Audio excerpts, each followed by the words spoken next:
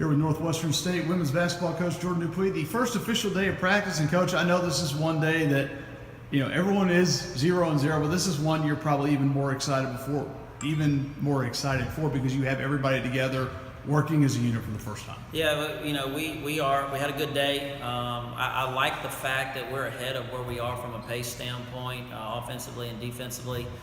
The thing that we've got to fight through right now is being able to continue to execute through fatigue.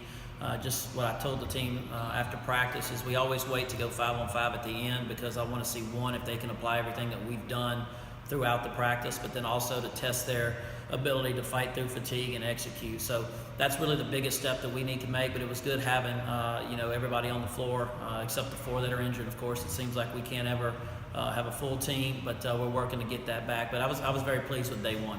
Well, the good news is you did get someone back, and Sammy Thomas has not played in about a year and a half in terms of competitiveness.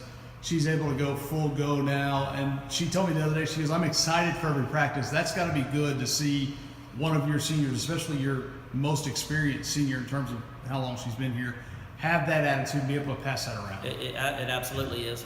She did a great job for us last year, being like an extra coach on the bench and in practice. We had her do things in the office.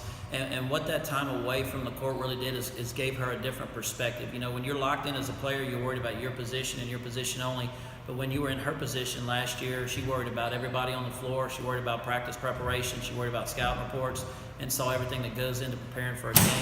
Now she gets to take what she's learned and come back in and make sure that she does that on a daily basis. It's going to be good to have her leadership and her poise on the floor. The next step that she's going to have to make is just making sure that she understands that she's got to get in game shape, not only physically but mentally as well, and she's working to do that every single day. And you folded in, you mentioned a couple of players that were hurt. Kara Bonner is a junior college transfer, her first true full team practice at the Division I level. Same for Vaughn, a freshman.